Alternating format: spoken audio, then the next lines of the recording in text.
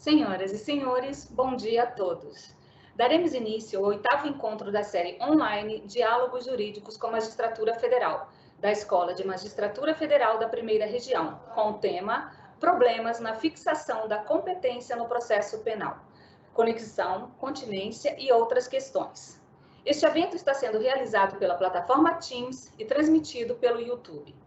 Em nome da SMAF, saudamos a todos que se encontram online assistindo a este evento virtual.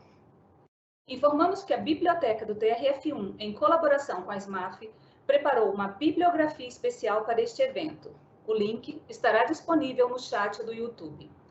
Este fórum tem como coordenadores técnicos e científicos os excelentíssimos senhores: diretor da SMAF, desembargador federal Antônio Souza Prudente; vice-diretor da SMAF, desembargador federal Wilson Alves de Souza; e juiz federal Pedro Felipe de Oliveira Santos.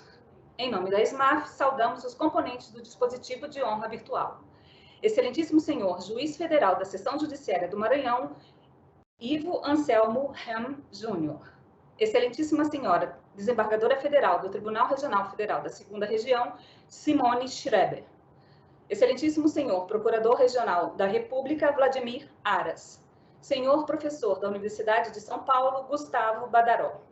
Para pronunciamento de abertura, anunciamos o excelentíssimo senhor juiz federal da Seção Judiciária do Maranhão, Ivo Anselmo Ram Júnior, moderador, coordenador deste evento. Bom dia a todos, a todas. Eu quero agradecer primeiro a participação dos convidados, da desembargadora Simone Schreiber, do Procurador Regional da República, Vladimir Aras, do professor Dr. Gustavo Badaró, agradecer o convite para esse evento, agradecer aos servidores do TRF da Primeira Região, em especial da SMAF, e agradecer aos telespectadores, acho que a gente pode chamar assim no ambiente virtual também, não sei se já tem um nome específico, mas aos colegas juízes, estudantes que estão acompanhando pelo nosso canal, pelo canal da SMAF no YouTube. Esse evento é mais uma iniciativa da SMAF, que tem a denominação de Diálogos Jurídicos com a Magistratura Federal. É um evento que a SMAF já vinha planejando e realizando eventos virtuais em razão da economia de custos, né, que todos os tribunais passam, e com o evento da pandemia, da necessidade de distanciamento e de atividades online, foi aprimorado e nós estamos no 8º evento dessa série, Diálogos Jurídicos com a Magistratura Federal. Eu peço a todos os telespectadores, ouvintes, que participem, o chat lá no YouTube está à disposição para perguntas. E este webinário a ele foi designada o tema Problemas na fixação da competência no processo penal, conexão, continência e outras questões.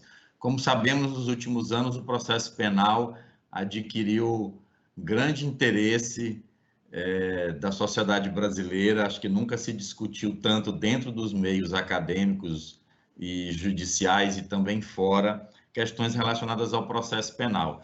E a fixação da competência apresenta alguns problemas, seja no que diz respeito à discussão do foro por prerrogativa de função, por exemplo, com recentes alterações na jurisprudência do Supremo, seja em relação a grandes processos, a processos das chamadas grandes operações realizadas principalmente no âmbito do Judiciário Federal, tribunais superiores e primeira e segunda instâncias. Então, reconhecendo a complexidade do tema e questões muito importantes que são tratadas, às vezes, de modo diferente pela doutrina e pela jurisprudência, nós decidimos realizar esse evento. Eu chamo logo, para não perdermos mais tempo, a primeira palestrante, a desembargadora federal Simone Schreiber, que é, além de desembargadora federal, mestre em Direito Constitucional pela PUC do Rio de Janeiro, doutora em Direito Público pela UERJ, professora associada de Direito Processual Penal da Unirio, associada da JD, Associação dos Juízes para a Democracia. E, desembargadora, mais uma vez, obrigado pelo aceite ao convite, e Vossa Excelência tem a palavra. Bom dia a todas, bom dia a todos que nos escutam hoje. Queria fazer um cumprimento especial ao Ivo, meu colega de Justiça Federal e amigo, embora não nos encontremos com muita frequência pessoalmente, trocamos muito, dialogamos muito pelos meios virtuais, né?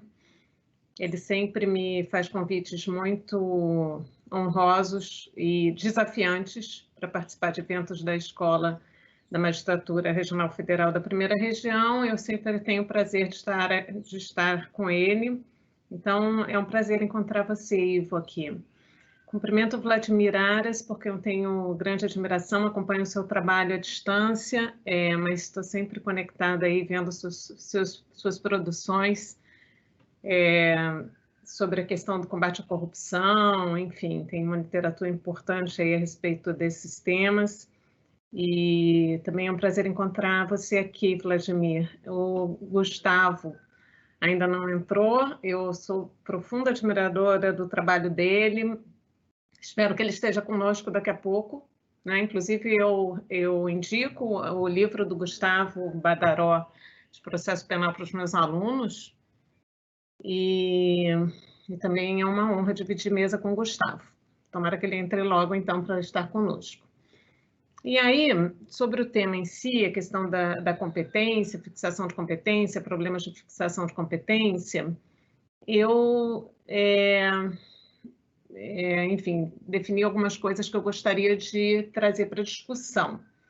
Eu acho que a primeira coisa que nós devemos ter em mente quando a gente fala de fixação de competência, de regras de fixação de competência, tanto no processo penal quanto no processo civil, mas o nosso tema hoje é processo penal, lógico, é a questão do respeito ao princípio do juiz natural, né? Qual é a principal preocupação que nós devemos ter quando interpretamos, aplicamos regras de fixação de competência? Todas as regras de fixação de competência, tanto as previstas na Constituição, quanto nos códigos de processo, quanto nas normas administrativas editadas pelo tribunal, pelos tribunais, as leis de organização judiciária, elas têm que ter têm que ser claras, têm que ser objetivas, elas têm que permitir que nós conheçamos com clareza, saibamos com clareza quem é o juiz natural para aquele caso. Eu acho que as regras de fixação de competência estão relacionadas à garantia do princípio do juiz natural. Ninguém vai ser julgado por um juízo cuja competência não esteja prevista previamente por regras claras, objetivas, que não permitam uma fixação casuística de competência, né? As partes têm direito a um juiz natural. Então, eu acho que essa é a primeira diretriz o primeiro norte que nós temos que ter em mente quando a gente vai interpretar e discutir questões de competência. Visto isso, né, dito isso, eu acho que tem assim, alguns problemas relacionados com a forma como o Código de Processo Penal rege competência, né? Nós temos o Código, como eu sempre digo, é de 1941, ele tem regras que são de difícil compreensão, tem regras que às vezes não passam pelo crivo de constitucionalidade, que tem que ser interpretados conforme a Constituição. Então, nós precisamos fazer esse exercício para obstar que haja fixação casuística de competência. O tema da mesa, quer dizer, problemas na fixação da competência, mas ele remete para a questão da conexão, né, da conexão e da continência.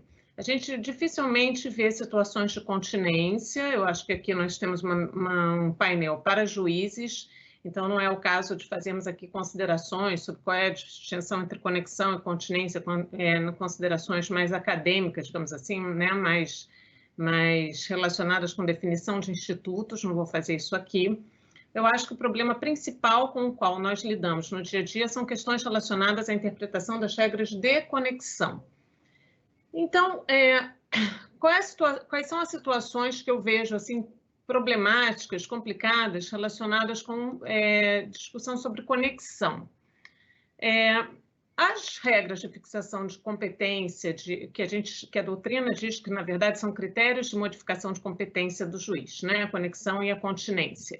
Juízes que, pelas regras originariamente aplicadas, não seriam competentes, têm a sua competência prorrogada por força de conexão e continência, e outros que, eventualmente, seriam competentes, tendo em vista uma situação de conexão, deixam de ser competentes.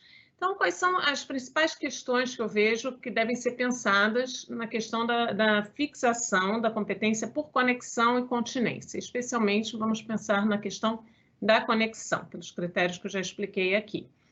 Eu acho que a questão da conexão, por que os códigos, por que o legislador entende que processos em que haja conexão devam ser julgados pelo mesmo juiz, pelo mesmo juízo? Porque a regra é a seguinte: identificada uma situação de conexão, identificada uma situação de continência, a regra fixada pelo Código de Processo Penal deve haver uma unidade de processo e julgamento. Um único juízo vai ser competente para apreciar aqueles casos. O juízo vai apreciar o caso que originariamente era da sua competência e aquele outro conexo cuja competência vai ser, né, prorrogada, ampliada para julgar todos em conjunto. Por que o legislador quer que haja essa unidade de processo e julgamento? Acho que isso é uma questão que a gente deve definir até para resolver problemas que possam advir da aplicação das regras de conexão, de fixação de conexão e de definição do juízo prevalente, etc. Eu acho que o principal mote, né, o principal objetivo do legislador é que haja um tratamento isonômico, haja um tratamento unitário, digamos assim, isonômico, no julgamento de casos que tenham algum tipo de ligação, né, em que haja um link, crimes que tenham sido praticados em um mesmo contexto, pelas mesmas pessoas, em tese, né, ou no mesmo momento, ou que tenham algum tipo de ligação objetiva entre eles, devem ser julgados por um mesmo juiz para garantir um tratamento isonômico, uma maior racionalidade do sistema, maior segurança jurídica, quer dizer, a justiça não vai dar soluções antagônicas ou soluções muito contraditórias a respeito de fatos que têm esse tipo de ligação, e também pela questão da economia processual. Você não vai ter mais de um juiz debruçado sobre o mesmo caso, produzindo provas que possam ser relevantes para o julgamento de ambos os casos. Então, assim, o ordenamento jurídico deseja, né, o Código deseja, ele dá essa direção, né? Ele deseja que essas questões sejam julgadas por um único juízo. Mas, por outro lado, o Código de Processo Penal ele diz, olha, se houver conexão, deve haver unidade de processo e julgamento. Mas, a seguir, ele diz assim, mas se não houver, né? Mas se, apesar de haver conexão, por algum motivo, esses processos não forem reunidos, não haverá nulidade.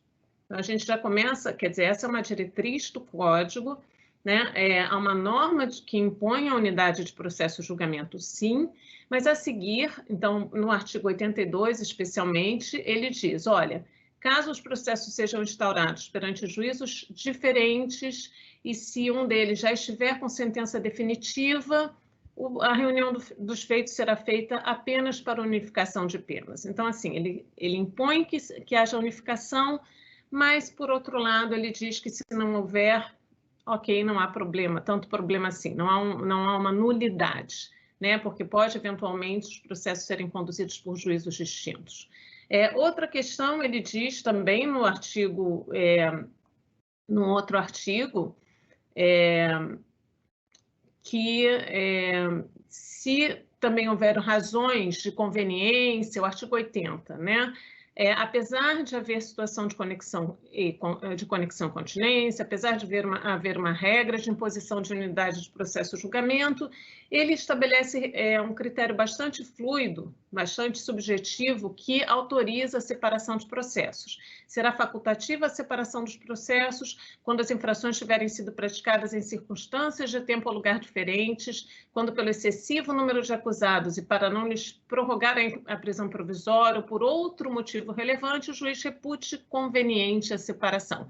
Então, nós temos esses dois dispositivos que autorizariam, apesar da conexão incontinência, um desmembramento, uma separação. Quer dizer, um que diz que não haveria nulidade, né? E aí, sobre isso, eu acho interessante a gente discutir a súmula 253 do Superior Tribunal de Justiça, que afirma que, se um dos processos já estiver julgado, já não se justifica a remessa de um processo com conexão à reunião dos feitos em decorrência de conexão, porque um dos feitos já está julgado, e um segundo artigo que diz que é possível que o juiz, apesar da continência, por motivos de conveniência, né, apesar da conexão, por motivos de conveniência, determine essa separação.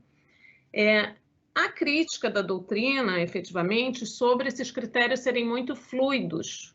E eu concordo com essas críticas. Eu acho que todo o tratamento que o Código dá a situações de fixação de competência, em que os critérios são fluidos, são abertos, né, não são impositivos para o juiz, dá margem à fixação casuística de competência. Sobre o primeiro, a gente pode dar o exemplo, e aí, voltando um pouquinho, né, eu acho que o Código estabelece que deve haver unidade de processo e julgamento, ele estabelece quais são as regras para a fixação do juízo prevalente, mas ele diz quais são os critérios para a fixação do juízo prevalente, do foro prevalente. Existe muita discussão na doutrina sobre se é possível que o Código de Processo Penal fixe regras de foro prevalente em detrimento das normas constitucionais de fixação de competência. Então, por exemplo, crimes da competência da Justiça Federal que tenham eventualmente uma conexão com crimes da competência da Justiça Estadual. É possível isso ou não? Né? Isso não violaria a Constituição Federal? Me parece que é uma discussão que está superadíssima por súmulas editadas, pela súmula editada pelo Superior Tribunal de Justiça, que estabelece que haverá, sim, uma reunião de feitos da competência da Justiça Federal e feito da competência da Justiça Estadual, né, com prevalência da Justiça Federal. Então, a súmula do STJ, uma situação absolutamente consolidada, já havia anteriormente súmula do antigo Tribunal Federal de Recursos sobre isso, então parece que é uma discussão que só fica, na minha opinião, acho que a gente vê na doutrina, realmente vê autores discutindo isso, que isso não seria possível. Eu me lembro até quando eu comecei a dar aula de processo penal, em 1995, na Unirio, eu adotava o livro do professor Fernando da Costa Torinho Filho, e ele era bem assertivo sobre isso. Não é possível que a lei modifique critérios de competência constitucionais. No entanto, esse exemplo da competência da Justiça Federal e Estadual, a gente vê que a jurisprudência não considera isso, né? Não é uma questão relevante na jurisprudência. Outra questão está relacionada com o foro por prerrogativa de função, que o Ivo mencionou. Sobre isso, eu quero dizer que os critérios dos tribunais superiores são extremamente casuísticos, né? Nunca houve uma diretriz segura para os juízes de primeiro grau e para os tribunais de segundo grau, especialmente do Supremo Tribunal, uma diretriz segura sobre como devem ser conduzidos os processos em que haja um réu com foro por prerrogativa de função e outros que não possuam foro por prerrogativa de função. O Supremo Tribunal Federal, ele age como acha que deve agir em cada caso, ele dá um tratamento bem casuístico a isso. Eu sei pela minha experiência de juíza federal de primeiro grau, que já recebi várias vezes processos desmembrados do Supremo, em que um réu tinha foro no Supremo, por exemplo, um deputado federal acusado da prática de crime em concurso com outras pessoas. Eu tive um caso bem importante na primeira instância ainda, sobre fraudes contra o INSS, em que havia, em tese, envolvimento de um deputado federal. Então, o Supremo desmembrava e remetia, né? Em outras situações, o Supremo mantinha consigo todos os réus, e efetivamente o Supremo editou uma súmula sobre isso, né, para dizer que uma pessoa que não tem foro por prerrogativa de função pode sim ser julgada pelos tribunais superiores, contudo, isso depende de cada caso. Então, acho que essas críticas que são feitas muitas vezes pela doutrina, estou vendo que o professor Gustavo Badaró entrou aqui no nosso ambiente virtual, ele escreve bastante sobre isso, já li bastante sobre... não só, professor Gustavo, no seu curso de processo penal, que eu adoto com os meus alunos, mas um artigo que você escreveu numa revista brasileira de ciências criminais sobre questão de competência, conexão, questões na Operação Lava Jato, e efetivamente, antes de entrar na Operação Lava Jato, o professor Gustavo fala muito sobre essas questões teóricas iniciais, esses problemas que acontecem, né? E ele levanta muito, ficar citando o professor Gustavo na presença dele, tudo bem, é uma coisa que eu posso fazer hoje, então ótimo, né? Mas ele fala muito sobre esse problema que esses critérios muito fluidos e casuísticos podem gerar para a garantia do juiz natural. Então, é isso que eu quero chamar a atenção. O Supremo Tribunal Federal, ele, como disse o Ivo, ele dá um novo norte para a questão do foro por prerrogativa de função.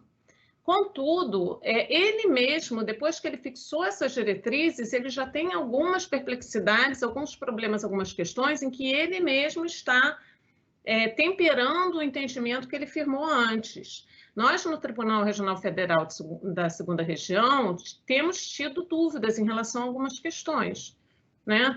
Estamos decidindo ali, fixando, e a gente faz questão, quando há alguma questão relacionada com políticos que tem foro por prerrogativa de função no tribunal, e alguém está com alguma dúvida sobre como definir, como aplicar o precedente do Supremo, nós temos levado isso à sessão especializada, como muitas vezes como questão de ordem, porque essas dúvidas aparecem na fase de investigação ainda, né? E temos tentado definir alguns critérios. Um exemplo que eu dou agora de uma situação em que nós definimos, eu até fiquei vencida, na verdade. Um exemplo aqui para a gente refletir, é um prefeito de uma cidade do Rio de Janeiro que teria sido acusado, está sendo investigado por crimes que teria praticado quando ele era prefeito naquele mandato, só que ele deixou de ser prefeito, ele não foi reeleito. E a investigação prosseguiu, o processo era da minha relatoria, o inquérito, né? Estava distribuído ao meu gabinete. O prefeito não foi reeleito, eu achei que deveria, então, declinar para o primeiro grau. Só que nesse meio tempo, na verdade, como essas investigações demoram um monte, né? Nesse meio tempo, o prefeito, no mandato seguinte, foi reeleito para a mesma função. Então, ele era prefeito de uma cidade, por 4 anos deixou de ser, depois ele voltou a ser prefeito na mesma cidade. Eu levei como questão de ordem para a primeira sessão e eles entenderam que eu devia ficar assim no tribunal. Veja bem, não era um fato relacionado àquele mandato, mas era um fato relacionado à função que ele tinha voltado a exercer. A gente tem, e eu concordo até, o Supremo Tribunal Federal, quando resolveu rediscutir essa questão de foro por prerrogativa de função, ele tinha uma perplexidade ali, que eu concordo, que eu vivenciei isso também no primeiro grau, relacionado com o fato das pessoas deixarem de exercer seus mandatos, volta o processo para o primeiro grau, volta para o Tribunal de segundo grau, volta para o Supremo, e os processos vêm e vão. Né? Eu acho que a gente devia, talvez no processo penal, pensar um pouco melhor na questão da perpetuatio jurisdictionis. Em determinado momento, aquele processo fica onde está. Eu estou aqui medindo meu tempo, tenho pouquíssimo tempo para terminar, então eu quero só levantar 2 questões. Eu nem entrei em Operação Lava Jato, vou deixar isso para o Vladimir e para o Gustavo falarem, porque realmente é um tema bem interessante, essa questão da conexão que vai se estendendo de um processo para outro na Operação Lava Jato. Como que nós explicamos isso? Porque aí vem essa história da súmula do STJ, de que se um processo já está julgado, e eu entendo que a sentença proferida pelo juiz de primeiro grau é esse marco final, não se justifica que o processo seja distribuído, que permaneça a competência daquele juízo por conexão. Eu até, Ivo, não sei se eu vou ter oportunidade de falar de novo, você me diz, porque eu queria ouvir os outros e dar a minha opinião mais especificamente sobre essa situação. Uma coisa que eu queria dizer que eu vivenciei muito na justiça criminal quando eu ingressei, e sobre isso eu quero dizer que eu fiquei, antes de ir para a justiça de primeiro grau criminal e antes de ir para o tribunal também com competência criminal, eu fiquei 12 anos em vara civil federal. E eu me surpreendi muito com alguns procedimentos adotados na justiça criminal que tornam muito mais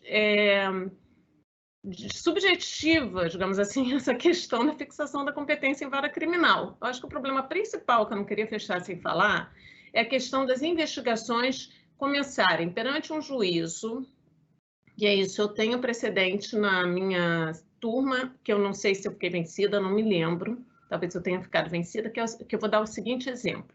Uma investigação começa com um juízo X, tá? O juízo é incompetente, porque a investigação era, por exemplo, nesse caso que eu julguei, era um juízo não especializado em crime financeiro, e desde o início, desde a primeira representação da polícia, estava evidente que uma das apurações estava relacionada a um crime de evasão de divisas ou lavagem, não me lembro. O juízo não se deu não se considerou incompetente e começou a deferir medidas cautelares naquela investigação.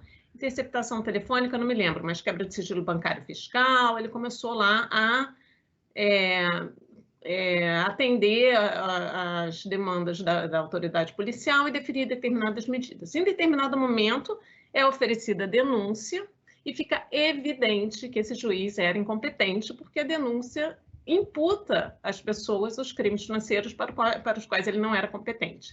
Então, a defesa vem dizer, olha só, essa investigação começou perante um juízo incompetente. Aí, qual é o problema que eu queria levantar a bola, eventualmente, para vocês querendo refletirem? O entendimento da turma, mas o juiz era o prevento, porque ele foi quem primeiro apreciou as questões que foram submetidas, as questões cautelares, e o Código estabelece uma regra de prevenção. Aí eu discordo por quê? A prevenção é um critério subsidiário ali de fixação de competência, né? Ele deve prevalecer quando os outros critérios não forem aplicáveis ali, não forem suficientes para a fixação do juízo competente. Um juiz que é incompetente, porque as regras de fixação de competência não apontam para ele, não fixam a competência dele, ele não vira juiz competente por causa da prevenção. Então, assim, a tendência, me parece, em jurisdição criminal, é você tentar salvar coisas que foram feitas indevidamente na fase de investigação. Né? Bom, mas se esse juiz não for competente e as medidas cautelares que ele deferiu são nulas, né? Mas isso vai ser um problema para o processo. Né? Então, acho que a gente tem que pensar um pouco nessas coisas. Como a investigação começa sigilosa, começa perante o juiz, não existe defesa ainda ali participando, nem sabe o que está acontecendo, etc. Depois vem uma coisa um pouquinho como um fato consumado, com o qual os tribunais ficam meio assim, né, de lidar. Eu já vi que eu passei, porque eu boto o cronômetro, sabe? Como dizem que eu tenho que falar 20 minutos, falei 22. Sou super obediente, peço desculpas. E cumprimento a todos, e se houver oportunidade, depois gostaria de debater, enfim, os pontos que forem levantados. Muito obrigada, então. Obrigado, desembargadora Simone, muito obrigado pela sua palestra. A desembargadora Simone fez uma abordagem sobre a conexão, principalmente no início, a conexão no processo penal, lembrando que essas regras remontam à metade do século passado e que devem, obviamente, ser interpretadas à luz das regras atuais da Constituição de 1988. Alertou também, isso é uma crítica da doutrina, para a margem discricionária que o Código de Processo Penal deixa, a princípio, para a interpretação do juiz na aplicação da regra de união e de separação de processos por conexão e por conveniência da instrução.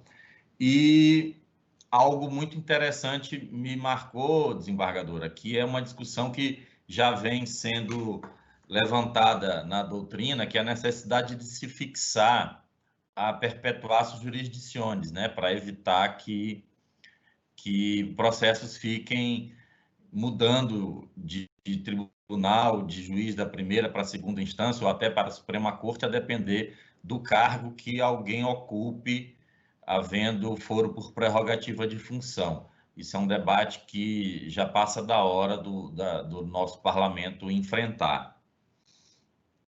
Passo a palavra, então, agora ao nosso segundo palestrante, o professor Dr. Gustavo Badaró, que é professor titular de Direito Processual Penal da Universidade de São Paulo, do Largo de São Francisco, livre-docente, doutor e mestre também pelo Largo de São Francisco, Faculdade de Direito da USP, advogado criminalista e consultor jurídico. Professor Gustavo, muito obrigado mais uma vez por aceitar nosso convite, e Vossa Excelência tem a palavra. Muito obrigado, doutor Ivo Horn Jr., a quem cumprimento pela coordenação desse evento. É um prazer reencontrá-lo, ainda que virtualmente. Ivo e eu, acho que está mais fácil nós nos encontrarmos na Alemanha, pessoalmente, do que no Brasil, mas é uma satisfação poder reencontrá-lo. Cumprimentar a professora e desembargadora Simone Schreiber, com quem em várias vezes tenho tido a oportunidade de debater e sempre aprender com as suas colocações. A professora Simone consegue, como poucos, congregar tanto os aspectos acadêmicos quanto os problemas práticos, né? Tendo uma visão que parece-me fundamental, que não é comum, infelizmente. Há doutrinadores que fazem uma doutrina estéril, abstrata, como se estivessem falando para um sistema que vive nas nuvens e, portanto, desconsidera a necessidade de resolver problemas práticos. E há pessoas que entendem que, por trabalhar com a prática, que na prática o problema é diferente, que, portanto, pode ignorar a doutrina. Eu tenho dito que cada vez mais essa integração entre ambos é fundamental e mais, ambos se enriquecerão mutuamente. Cumprimentar também meu amigo Vladimir Aras, com quem tenho a oportunidade já também de debater outros temas e outros aspectos, e que também tem tanto uma vivência prática muito grande do seu lado pelo Ministério Público, desses fenômenos, e principalmente dos problemas relacionados com a Lava Jato, e também é um doutrinador, um conhecedor da ciência do processo. Bem, eu vou procurar também me ater aqui ao meu tema e procurar muito mais fixar algumas premissas com as quais eu trato a matéria. A primeira delas é que qualquer problema sobre competência tem que ser analisado à luz da garantia do juiz natural, né? Garantia do juiz natural que possui vários aspectos, né? Figueiredo Dias destaca 3 aspectos. O primeiro, o plano da fonte, que as regras de competência têm que ser estabelecidas por lei, né? Esse é um problema que nós poderíamos discutir em outros aspectos, criações de varas por resoluções, etc., mas que não vou me concentrar nele, né? O segundo aspecto diz respeito a um plano temporal, que o juiz natural é o juiz estabelecido por lei no momento da prática do crime. A nossa Constituição não tem esse aspecto temporal, como tem outras. A Constituição italiana fala no juiz natural pré-constituído por lei. A Constituição espanhola fala no juiz ordinário com competência pré-determinada por lei. A competência argentina fala no juiz competente por lei vigente no momento do fato. Embora a nossa Constituição não tenha esse aspecto, a Convenção Americana de Direitos Humanos estabelece que todos têm direito a um juiz independente, imparcial e competente de acordo com lei anterior. Mas também não quero me concentrar nesse aspecto. O terceiro aspecto que me parece mais importante é que esse juiz tenha a sua competência definida em caráter certo e que para cada fato haja a determinação legal de um único juiz competente. Este me parece o ponto-chave para que nós analisemos a competência. E por que a garantia do juiz natural hoje é importante? Não pelos motivos que levaram à sua edição com a Revolução Francesa, com uma revolta contra o soberano, o rei Sol, em que toda a justiça emanava do rei.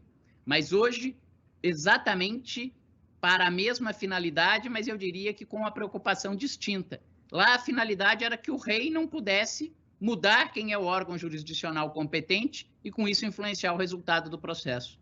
Obviamente, hoje não é disso que nós nos preocupamos, mas, felizmente, a concepção de Montesquieu de que o juiz era uma máquina silogizante, apenas a boca que pronuncia as palavras da lei, e que qualquer decisão proferida por qualquer juiz seria exatamente a mesma, como se os juízes fossem massas fungíveis de julgar, hoje ela está superada. Se a sociedade é plural, se a sociedade é diversificada, se existem juízes com diferentes ideologias, crenças, posições jurídicas, etc., que bom que, se a sociedade é assim, que a magistratura espelhe essa sociedade. Mas isto faz com que o ato de julgar, muitas vezes, seja influenciado por estas características pessoais, subjetivas de cada julgador. Então, se hoje alguém tiver o poder de, discricionariamente, depois do fato, poder determinar quem vai julgar aquela causa, essa pessoa terá um grande poder de influenciar diretamente no resultado do processo, para o bem ou para o mal, para ajudar ou para prejudicar. Daí esta necessidade de que a competência seja estabelecida e determinada por lei, de acordo com critérios claros, objetivos, certos e precisos. Isso não faz com que a conexão ou a continência, por serem fatores de modificação de competência, sejam em si incompatíveis com essa ideia que o juiz natural é um juiz pré-determinado por lei. A conexão e a continência também levam à predeterminação do juiz natural, embora num processo mais complexo, né? Porque eu digo, se alguém cometeu um roubo que é conexo com um crime de pertencimento à organização criminosa para roubo de cargas, eu diria, se ele praticasse só o roubo, o juiz competente era o juiz do local em que houve o roubo. Se ele praticou apenas o pertencimento à organização criminosa, o juiz competente é o juiz do local em que aquela organização criminosa atua ou se estruturou. Essas eram as regras originárias. Só que se são conexas, eu vou ter uma regra que vai dizer, eu vou ter que juntar os dois processos, isso vai alterar a competência. Então, ainda que seja uma determinação de competência em dois passos, a conexão e a continência podem sim levar a uma determinação de competência. Claro que daí o problema, como já foi antecipado pela Simone, é que nós precisamos ter critérios que não permitam uma ampla margem de discricionariedade. Alguém dirá, mas será impossível fixar um critério absolutamente objetivo, claro, preciso e que não admita uma certa margem de interpretação? Essa é uma objeção verdadeira, mas não me parece que a solução para isso, portanto, seja permitir leis absolutamente discricionárias. A solução para isso é reduzir ao máximo este espaço de discricionariedade. E daí, para que as regras de conexão e continência, ao meu ver, sejam compatíveis com a garantia do juiz natural, eu preciso de alguns fatores. Primeiro, que as hipóteses de modificação de competência, isto é, as hipóteses de conexão e continência, sejam determinadas de forma o mais clara e mais objetiva possível.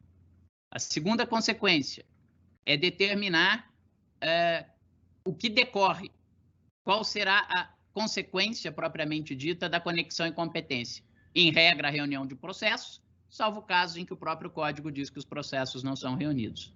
E a terceira premissa, quando há a previsão da reunião de processos, eu tenho que ter regras claras que estabeleçam qual competência prevalecerá. Isto é, quem ganhará a competência e quem perderá a competência. Quem terá sua competência prorrogada e, portanto, ampliada, e quem terá sua competência reduzida. Com essas características, os critérios de conexão e competência me parecem compatíveis com a garantia do juiz natural.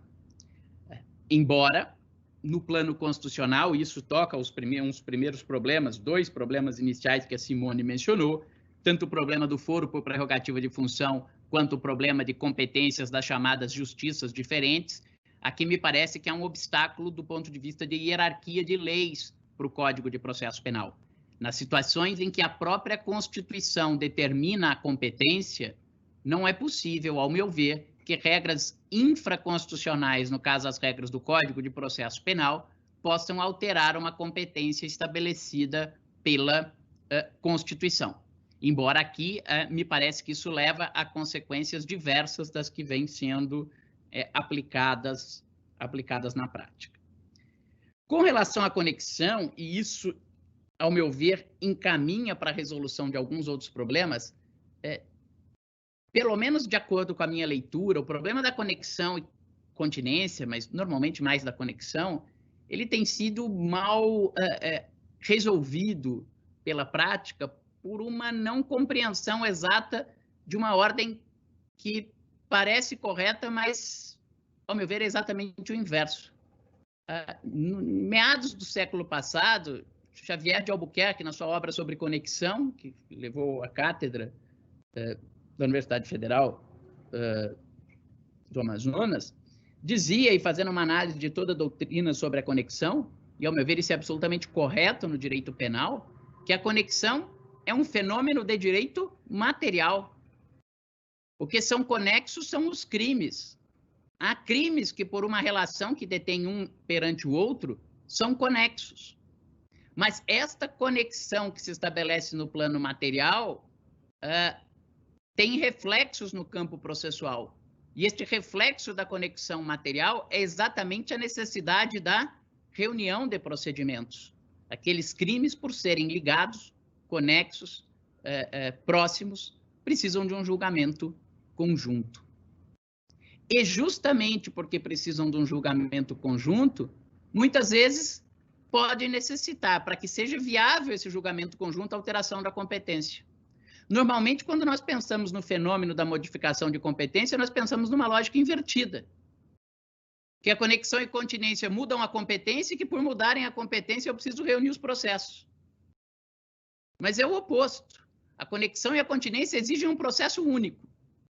E exigindo um processo único, às vezes é necessário mudar a competência, ou geralmente é necessário mudar a competência. E me parece que a prova clara disso é que se nós tivermos, por exemplo, dois processos por feitos conexos, mas que aparentemente tramitem separadamente, mas perante uma mesma vara, o que deverá fazer aquele juiz? Se os feitos são conexos, se os crimes objetos dos processos são conexos, o juiz deverá reuni-los. Deverá reuni-los por quê? Porque a conexão impõe o procedimento conjunto. Embora, nesse caso, irá reuni-los e não haverá o efeito da modificação da competência, porque ele já era competente para ambos os crimes. Mas se dois crimes são conexos e tramitam perante juízes diferentes, eu preciso reuni-los. Mas para reuni-los, já que originariamente os juízes eram diferentes, um juiz irá ganhar e o outro juiz irá perder competência. Então, essa premissa me parece importante para compreender o problema, e isso resolve outras questões que a Simone colocou, como o problema da necessidade da conexão, inclusive simulado só até a sentença de primeiro grau. Veja que aqui fica muito mais fácil compreender a necessidade dessa regra, né? Porque se a conexão exige a junção de procedimentos, e eventualmente para juntar os procedimentos eu posso mudar a competência, se um dos procedimentos que deveria ser juntado, porque os feitos correram em momentos distintos, já tem sentença de primeiro grau, não há mais como reunir os procedimentos. E se não há mais como reunir os procedimentos, não há necessidade de alteração da competência, né? E é isso que o Código diz quando estabelece esse limite da alteração, desde que haja sentença definitiva no artigo 82.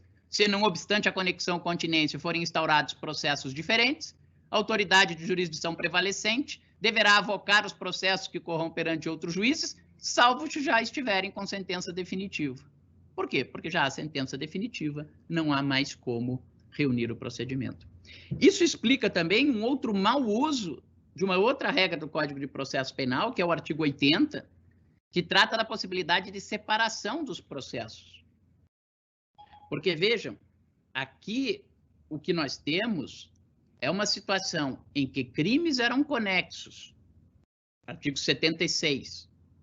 O efeito geral da conexão está previsto no artigo 79, reunião de processos, salvo aquelas hipóteses do inciso 1º, militar, inciso 2º, de menor, e aquelas outras situações de incidente de sanidade mental, separação de processo no júri. Então, tenho a hipótese de conexão, os feitos correm perante juízes diferentes, tenho que reunir os processos, a competência se modifica de acordo com o critério do artigo 78 de quem ganha e quem perde competência. Alterei as regras de competência. E aí vem a necessidade que o Ivo também colocou, com a qual eu concordo plenamente, que é a de, a partir desse momento, preservar a perpetuação da jurisdição. E que, aliás, também é o que o Código estabelece quando ele diz, no artigo 81, verificada a reunião dos processos por conexão e continência, ainda que no processo da sua competência própria venha o juiz ao tribunal proferir sentença absolutória ou que desclassifique a infração para outra que não se inclua da competência, continuará competente em relação aos demais processos. Mas é claro, os feitos foram reunidos, alterei a competência, ainda que ele absolva ou extinga a punibilidade naquele de competência prevalecente, já houve a reunião, a competência está perpetuada, modificada e perpetuada, o juiz permanece competente. E o que a regra do artigo 80 estabelece? A regra do artigo 80, ela é pura e simplesmente, ao meu ver, com toda a vênia dos que pensam em sentido contrário, ela é pura e simplesmente uma regra de separação de processos anteriormente reunidos. E não uma regra que permite não modificar a competência. Então, os feitos eram conexos. Há necessidade da junção de processos. Um juiz ganha e outro perde competência porque tramitavam em foros distintos. Se por questões de conveniência, por excessivo número de réus, etc., eu tenho que separar os processos, eu separo os processos. Mas eu não mudo uma segunda vez as regras de competência. É o que estabelece o artigo 80. Será facultativa a separação dos processos nas infrações que tiverem sido praticadas, tal. E o artigo 80 não diz, como não deveria dizer, que separados os processos, os feitos voltam cada um para a competência dos seus juízes originários. E muito mais do que isso, e me encaminho para o final, o artigo 80 não é uma desculpa para instaurar competências alegando uma conexão com processos separados. O artigo 80 é um fator de separação de processos já reunidos. O que se viu na Lava Jato, e essa é a minha grande crítica, com todo respeito, é que se invocava uma conexão com processos que já tinham terminado, os processos originários, toda a denúncia diz lá, esses feitos eram conexos, começava com a mesma historinha de processos que já tinham terminado. Portanto, não havia mais a necessidade da reunião dos processos. E se não havia mais a necessidade da reunião dos processos, não havia mais por que mudar a competência e remeter tudo para Curitiba. Mas mais do que isso, a própria denúncia dizia, são conexos com os feitos, tais e quais. Mas desde já, nos termos do artigo 80, eu ofereço a denúncia em separado por esse fato. Ora, com todo respeito, isso é um desvirtuamento do artigo 80. E afasta qualquer lógica da regra de conexão e continência, que é juntar os processos e, se para juntar os processos necessário for, modificar a competência.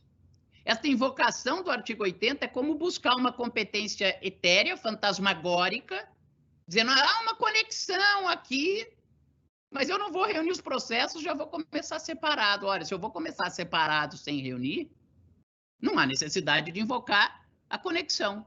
E não há necessidade de juntar os processos e, consequentemente, não há necessidade de alterar a competência. Mas por que isso se faz? E aqui eu concluo, pelo menos talvez passe um minuto, peço desculpa, voltando ao meu ponto de encontro. Porque a garantia do juiz natural é fundamental como um mecanismo para assegurar a imparcialidade do julgador, impedindo que fatores discricionários permitam a escolha de quem vai julgar para, com isso, influenciar no resultado do processo. Só que se eu não atento para esses aspectos nas regras de conexão e continência, e muitas vezes a vagueza dos critérios do que é conexo, de se reúno ou não reúno, de quem ganha ou quem perde competência, como destacado pela Simone, acabam permitindo isso, se eu não faço esta leitura, tá, a competência serve como um fator, e aqui falo por ambas as partes, né, pensando como estratégia de caso, como estratégia processual. Muitas vezes, quando o Ministério Público está invocando que um juiz é competente e não outro, ou quando a defesa está invocando que um juiz é competente ou não outro, o que menos as partes estão preocupadas é verificar qual é a regra concreta daquele caso. É porque eu sei, ou imagino, de acordo com pré-conceitos, de que com aquele juiz vai ser melhor, eu vou ter mais chance de condenar se eu sou Ministério Público, ou com aquele outro juiz vai ser melhor, eu vou ter mais chance de absolver porque ele é mais liberal. A gente vê isso no dia a dia. Qual turma do Supremo caiu, qual relator é o relator, qual o relator desse caso, que turma que é, o juiz é da vara tal ou é da vara qual. Então, muitas vezes, falando em português claro, essas brigas de competência não são brigas de competência. São brigas visando escolher quem é a pessoa física que vai julgar aquela causa. E, com isso, buscar uma maior ou uma menor chance de um julgamento favorável, cada sujeito sob as suas óticas parciais. Então, eu acho que a conexão e a continência não são tão mal estruturados no Código quanto parecem ser, embora precisem de uma delimitação, mas se o Instituto for bem compreendido na sua razão de ser, que há uma conexão material. Isso implica a necessidade de reunião de processos. Reunindo processos, se eles tramitam perante juízos diferentes, é necessário mudar a competência. Mudando a competência, um irá ganhar e outro irá perder. Mas eu não reúno processo se eu já tenho sentenças de primeiro grau. E se depois que artigo 82, e se eu já reuni processos, mas ainda assim, por qualquer motivo, há uma alteração, eu separo os processos já reunidos, mas não altero novamente a competência. Isso irá diminuir em muito a margem de manipulação de quem é competente ao final e ao cabo daquela situação. E com isso, cumprir uma das funções da garantia do juiz natural que a conexão e continência devem instrumentalizar, que é preservar a imparcialidade do julgador. Eu paro por aqui, Ivo, peço desculpa pelo que eu vi aqui, passei 1 minutinho e meio e me coloco à disposição, espero que depois tenhamos oportunidade para debater também outros aspectos.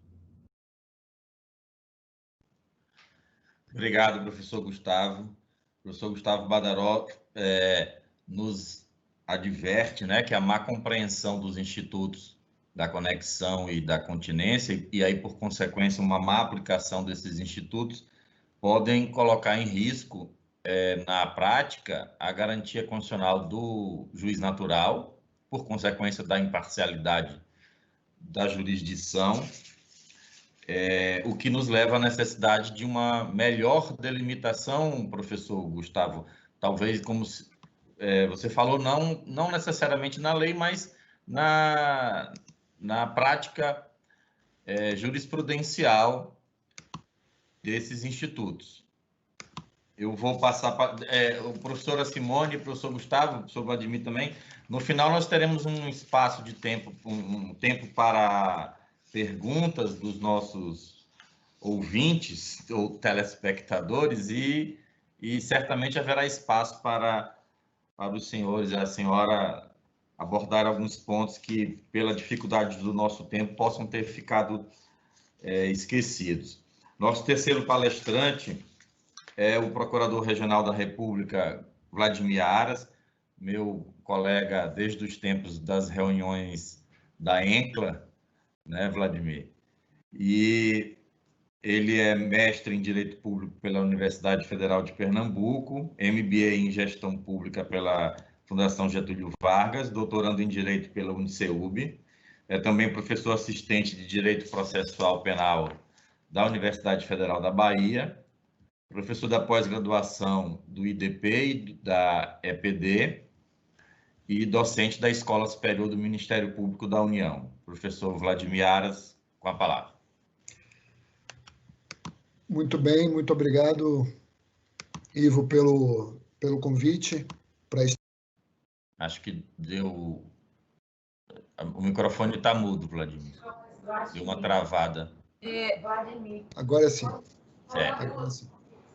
Então, gostaria de agradecer, Ivo, ao convite que me foi feito para estar aqui, ainda que virtualmente, participando deste evento da SMAF, a Escola do Tribunal perante o qual eu atuo aqui em Brasília. Agradeço a sua gentileza de sempre e cumprimento também a professora Simone Schreiber e o professor Gustavo Badaró, que nos brindaram com exposições muito interessantes, muito completas, muito precisas sobre o tema do juiz natural, porque é exatamente disso que nós estamos tratando aqui, quando cuidamos, como bem disseram já os meus colegas de painel, as questões sobre competência, conexão e continência. E isso nos leva a pensar em devido processo, nos leva a pensar nessa necessidade de certeza que a lei que regula a competência deve ter para que nós possamos alcançar um ideal de um processo penal justo e que cumpra seu papel, cumpra os seus papéis, os papéis que se espera numa sociedade democrática. E quando nós pensamos nesses temas, nós pensamos não só nos temas que já foram abordados, e por isso eu peço licença a todos para desviar um pouco do caminho da conexão e continência e falar de aspectos mais gerais dos conflitos ou das incertezas, ou dos problemas, ou dos pontos controvertidos sobre a competência federal, para que nós possamos também verificar outros instantes em que essa deficiência, seja legislativa, ou esse casuísmo, como bem foi apontado também na fala da professora Simone, das decisões não só sobre o foro especial, mas também nos confrontos ou nos conflitos entre os fatos supostamente de competência da Justiça Federal ou da Justiça Estadual comuns e das justiças especializadas, a eleitoral e a militar, causam problemas para não só para esse tema do juiz natural, mas também para a efetividade do processo penal naquilo que se espera também no ambiente democrático. E vejam que aqui a minha ideia é falar, ainda que nesses breves minutos que nós temos, sobre o tema do conflito entre as justiças de primeira instância e os tribunais, e aí o conflito entre a aplicação adequada ou não do tema do foro especial, um tema que ficou bastante mais complexo depois da decisão do Supremo Tribunal Federal na ação penal 937, na questão de ordem, na verdade, na ação penal 937, que foi decidida em 2018 e que já criou outros tantos problemas nesse cenário já bem complicado das regras de competência no Brasil. O segundo aspecto seria o aspecto da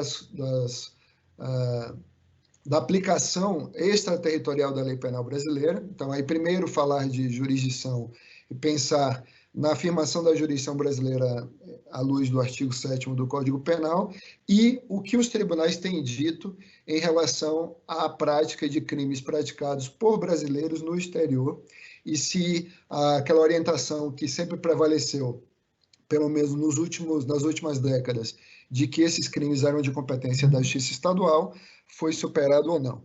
Um terceiro momento seria falar um pouco da controvérsia sobre a concorrência entre a Justiça Estadual e a Justiça Eleitoral, ou a Justiça Federal e a Justiça Eleitoral. Alguém me pergunta se minha câmera está aberta. Ela deveria estar. Acho que está. Então, como eu dizia, a questão do conflito entre a Justiça Eleitoral e a Justiça Federal na linha daquele também não muito distante no tempo precedente ou julgado do Supremo Tribunal Federal, que reafirma um debate já antigo sobre a necessidade de reconhecimento da prevalência da Justiça Eleitoral à luz do artigo 35, inciso 2º do Código Eleitoral. Tá? Muito bem. Alguém me pergunta se minha câmera está aberta. Né? Eu acho que está, né? Bom, continuarei aqui, esperando que vocês me vejam. Mira, eu acho que você está congelada a sua imagem. A câmera está aberta, nós estamos vendo você, mas a imagem está congelada. Está congelada. Isso talvez seja um problema de internet, é melhor a gente te ouvir bem do que te ver. Então, né? Justamente. Você podia, Vladimir, fechar a câmera e abrir de novo, só para ver Vamos lá. Fechei. E abri. Agora sim. Muito bem. Então, e o último ponto seria o tema da Justiça Militar e da Justiça Federal, dado que nesse emaranhado já tão grande de normas e julgados, ainda veio uma lei nova, lei de 2017, não tão nova assim, de 2017, que ampliou a competência da Justiça Militar e, com isso, criando novas dificuldades na interpretação desse tema tão importante. Então, para começar, é preciso que nós vejamos o que, de fato, o STF decidiu na ação penal, na questão de ordem na ação penal 937, em maio de 2018, quando, no que tem sido um caminho de restrição da competência do foro especial, procurou tocar de novo no assunto que já tinha sido objeto de discussão na Corte em momentos anteriores e que está em debate também no Congresso Nacional, onde tramita uma PEC, se não me engano, número 444. Não tenho certeza se o número é esse. Mas uma PEC que pretende eliminar quase que por completo o foro especial no Brasil. E esse tema muito interessante nos remete a um julgado da Corte Interamericana de Direitos Humanos, que é o caso Barreto Leiva contra a Venezuela,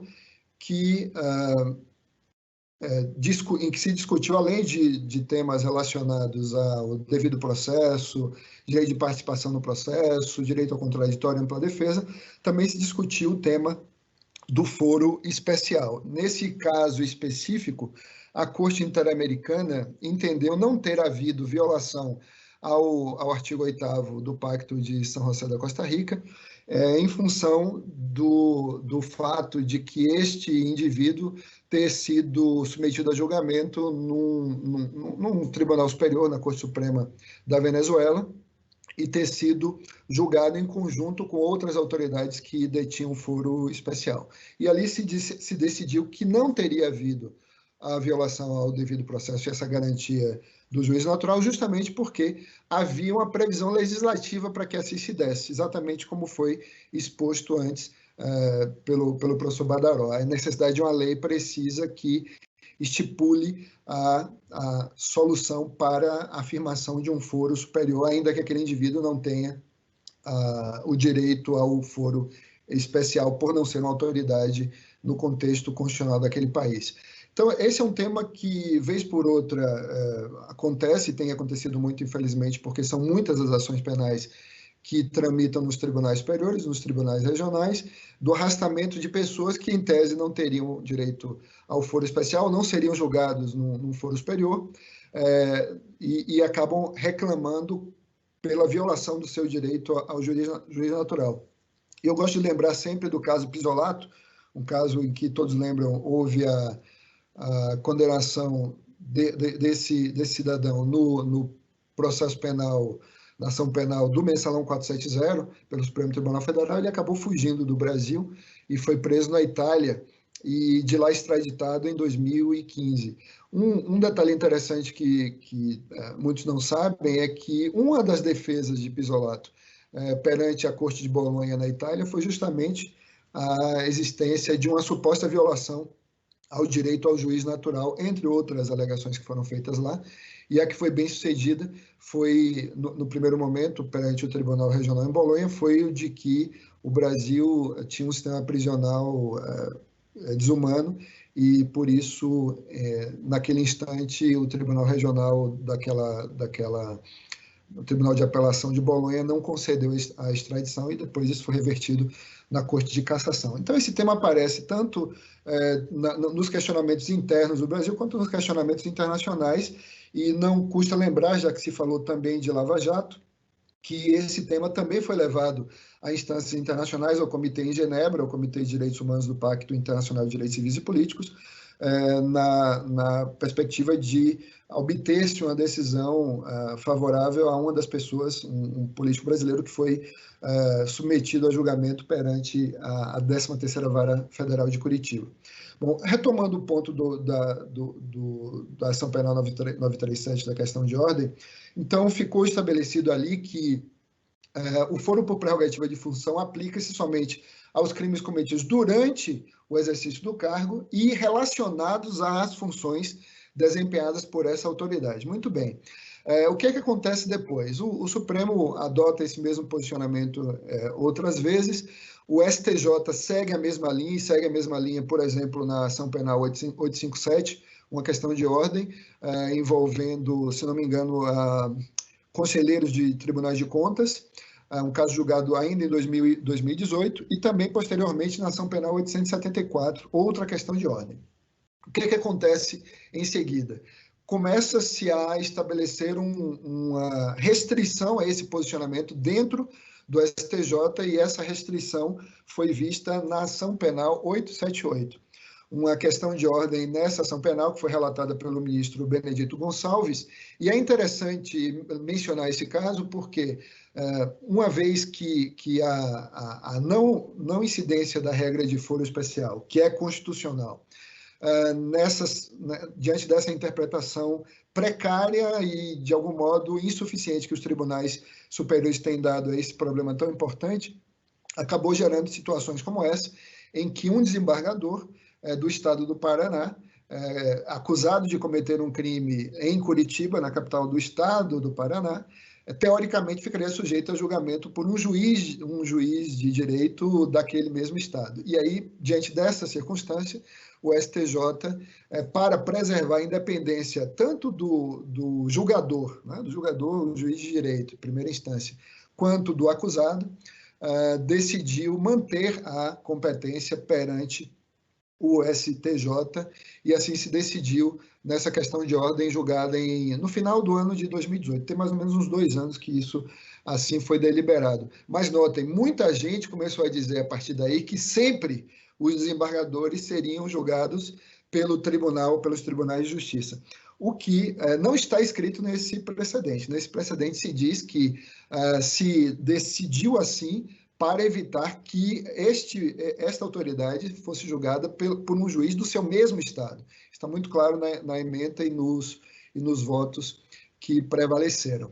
Uma outra questão interessante relacionada ao foro ainda é para reforçar uma ideia de que a simples menção à existência de uma autoridade envolvida num determinado caso que tenha curso na primeira instância, não é suficiente para que se dê a modificação do foro do ponto de vista vertical. No entanto, é preciso lembrar que quem decide sobre isso não é necessariamente o juiz de primeira instância, é sim o tribunal que deve decidir sobre sua própria competência. E isso tem gerado, e pela falha do nosso conjunto normativo e da percepção do sentido da jurisprudência nesse campo, isso tem levado, ainda infelizmente, a situações controvertidas que podem resultar em nulidades. O segundo ponto que eu gostaria de abordar é o ponto dos conflitos entre a justiça estadual e a justiça federal, a partir do tema da jurisdição, da afirmação da jurisdição brasileira para o julgamento de casos extraterritoriais. Então, à luz do artigo 7º do Código Penal Brasileiro, a eficácia extraterritorial da lei penal brasileira se dá de forma condicionada, de forma incondicionada, como todos sabem, e isso, num cenário de intenso fluxo migratório e intensa comunicação, intenso comércio, no sentido mais amplo, entre as nações, evidentemente, a quantidade de crimes praticados por brasileiros, ou mesmo por estrangeiros que depois venham para o nosso território, quando os cometem no exterior, tende a aumentar o número de casos que são levados a julgamento no Brasil, notadamente naquelas circunstâncias em que se discute a inextraditabilidade de nacionais. Então, se o Brasil optou por esse caminho de não extraditar os seus nacionais, diferentemente de quase 70% das nações ibero-americanas que extraditam seus nacionais. O Brasil preserva esta regra de não extraditar os seus nacionais, e que é uma regra, aliás, que não foi sempre vigente na nossa história constitucional e cooperacional. O fato é que hoje assim é, e como muitos brasileiros acabam se envolvendo em atividades criminosas no exterior, o Brasil tem afirmado a sua jurisdição nessas circunstâncias em função ou de uma regra, de um princípio geral do direito internacional público, aut dedere, ou direito internacional privado, para quem preferir, aut dedere aut iudicare, extradite ou processe, ou por força de regras convencionais previstas em tratados bilaterais ou em tratados multilaterais. Então, se um brasileiro comete um crime no exterior e volta para o Brasil, nós ficamos obrigados a processá-lo aqui, já que não podemos extraditá-lo, e se pudéssemos extraditá-lo, a jurisdição seria daquela outra nação do ponto de vista territorial. Muito bem, o que acontece? O que acontece é que o tema nos leva a pensar que esses crimes seriam definidos pelos mesmos critérios da regra bis, bens, interesses ou serviços, do artigo 109 da Constituição Federal. E, no contexto da Constituição de 88, assim vinha sendo assim a posição dos tribunais em geral, até que essa questão foi submetida ao STJ com uma outra visão, com uma outra perspectiva, uma perspectiva mais vinculada ao tema do interesse no inciso 4º do artigo 109 da Constituição, interesse da União, em função da perspectiva relacional entre nações soberanas, e a perspectiva relacional fundada muitas vezes em tratados de extradição, tratados formalizados ou não, aí voltaremos para o campo da principiologia do direito internacional. O fato é que essa temática chamaria à mesa o tema do interesse da União para lidar com este tipo de delinquência extraterritorial, crimes inteiramente, notem, crimes inteiramente praticados no exterior, e não daquela outra circunstância dos crimes transnacionais, ou dos crimes transfronteiriços, ou dos crimes, como denominados pela doutrina, crimes à distância, que tem uma regra própria no inciso 5º do artigo 109 da Constituição. Estamos, portanto, em outro cenário, não no cenário do inciso 5º, mas um cenário de crimes inteiramente extraterritoriais. E aí, o que acontece? O que acontece é que, usualmente, a competência se firmava na justiça estadual.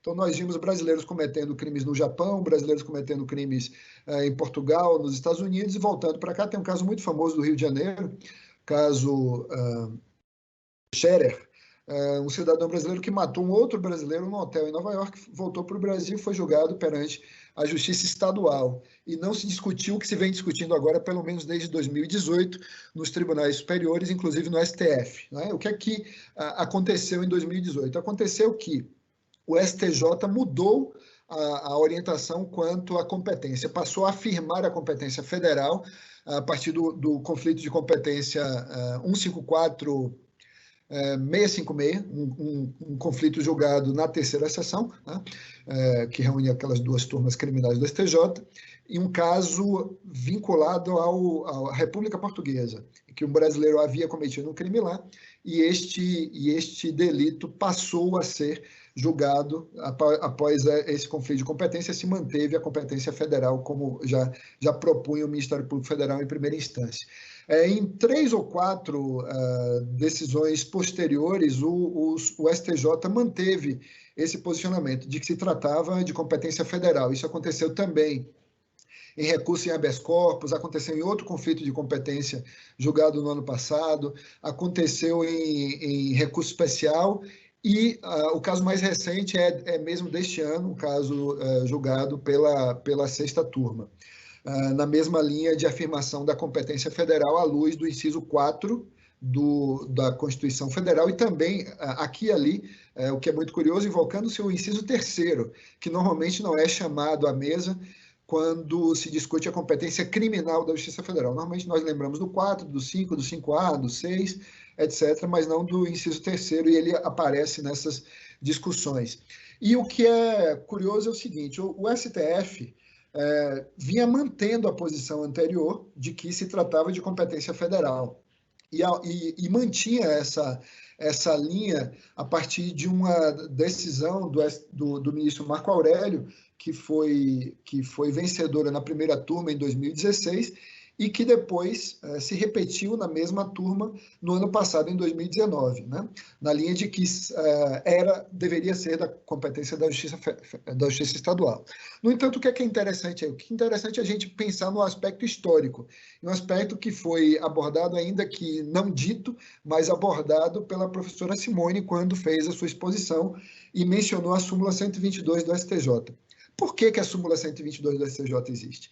Ela existe porque o Código de Processo Penal não menciona uma vez apenas, uma vez sequer, a Justiça Federal. A Justiça Federal, ou os juízes federais, não são mencionados no Código de Processo Penal, e a razão é histórica, porque quando esse código entrou em vigor, em 1942, feito em 41, não existia Justiça Federal no Brasil. Então, não havia por que decidir essas questões ou definir no Código de Processo Penal qual seria o foro prevalente num confronto entre a Justiça dos Estados e a Justiça da União, já que a Justiça da União de primeira instância havia sido extinta por Getúlio Vargas nos anos 30. E essa justiça só foi recriada em 1966 pela Lei 5.010, a partir daquela permissão dada pelo ato institucional número 2, se não me engano, do mesmo ano. Então, é apenas a partir de 1966 que se coloca a necessidade de rediscutir esses temas de confronto entre uma justiça e outra na prevalência da competência extraterritorial. E quando nós fazemos um exercício histórico, nós encontraremos na República Velha um decreto de 1898, e também, logo 100 anos atrás, uma lei de 1916, a afirmação da competência federal para crimes extraterritoriais. A lei 2411 de 1916. E esse tema desapareceu justamente nesse interstício de 30 anos, nos quais a Justiça Federal deixou de existir. E quando o tema volta à discussão no âmbito da nova Constituição, o STJ recoloca a competência federal e o Supremo Tribunal Federal, apesar dessas duas decisões de 2016 e 2019, acaba neste ano de 2020, num caso também na primeira turma, agora relatado pelo ministro Alexandre de Moraes, acaba decidindo que os crimes extraterritoriais também passam a competência da Justiça Federal, ou seja, tanto o STJ quanto o STF agora definem essa competência por força do inciso 4º e também aqui e ali mencionando o inciso 10 da Constituição, no que diz respeito aos casos de rogatórias e de pedidos de cooperação jurídica internacional de modo passivo, né? Como eu vejo que o meu tempo encerrou, eu só vou fazer uma menção breve ao caso da competência da Justiça Eleitoral e da Justiça Comum, a situações de conexão entre crimes eleitorais e crimes comuns, para lembrar que tem havido uma complicação nesses casos, mesmo depois da decisão do Supremo Tribunal Federal. Por quê? Porque o Supremo, tendo decidido que havia uma prevalência, à luz do artigo 35 do Código Eleitoral, da competência eleitoral, ainda que existindo delitos conexos da competência da Justiça Federal e da Justiça Estadual, o que acontece? Não foi prevista a situação na qual o Ministério Público Eleitoral propusesse o arquivamento das investigações perante aquela zona eleitoral para a qual os casos foram deslocados. E isso tem acontecido, como de fato já aconteceu, por exemplo, no caso do grupo Petrópolis, a operação chamada Rock City, referente justamente a Petrópolis, né?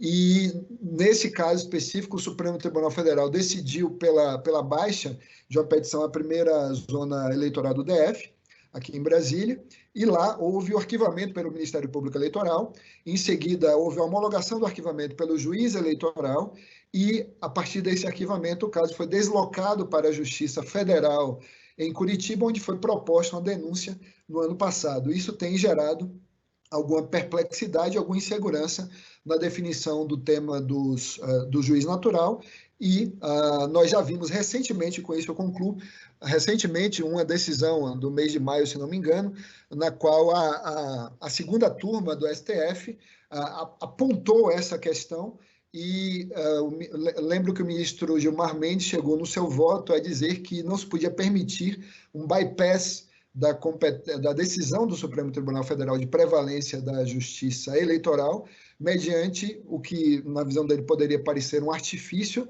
para encerrar a jurisdição eleitoral e voltar àquele feito à Justiça Comum, que seja ela a Justiça Federal ou a Justiça Estadual. É isso. Muito obrigado pela atenção e devolvo a palavra ao nosso querido Ivo. Obrigado, professor Vladimir Aras, que nos abordou temas bastante atuais a respeito da fixação da competência, como as recentes alterações na jurisprudência do Supremo, no que diz respeito ao foro por prerrogativa de função, a jurisdição brasileira para crimes praticados no exterior e os conflitos recentes de competência entre a Justiça Eleitoral e a Justiça Comum, federal ou estadual. Eu vou abrir um espaço para que os senhores possam abordar algum ponto que ficou, pela exiguidade do tempo, não pôde ser tratado, mas já vou colocar algumas perguntas junto para poder agilizar nossos trabalhos. Eu queria fazer uma provocação para a professora Simone, professor Badaró, no que diz respeito à fixação, ao reconhecimento de conexão entre processos, principalmente no que diz respeito à conexão probatória, que me parece ser das hipóteses de conexão previstas no CPP, a mais complexa, mas essa complexidade deriva justamente de não haver uma delimitação objetiva do que seja conexão probatória. Acho que os senhores poderiam abordar um pouco sobre conexão probatória. A minha provocação é a seguinte: não haveria também, ou não há também, um déficit argumentativo nas decisões judiciais ao fixar, ao reconhecer essa conexão, em especial a conexão probatória? Professora Simone, acho que podia começar. Eu vou deixar o Gustavo responder isso por causa daquele artigo que ele escreveu, que ele fala muito disso, né? O que é a prova de um crime influenciar ou influir na prova do outro crime, como isso é um conceito aberto, como isso dá margem a mil possibilidades e acaba fragilizando o princípio do jus natural, porque tem sido utilizado nessas grandes operações, especialmente, sempre como uma justificativa para você dirigir distribuição para determinado juízo, né? E eu, no Tribunal Regional Federal da 2ª Região, que tenho alguns casos que eu julgo dessas operações e, eventualmente, componho o quórum na primeira turma, que é a turma preventa para a Operação Lava Jato, não é minha turma, mas, eventualmente, vou julgar.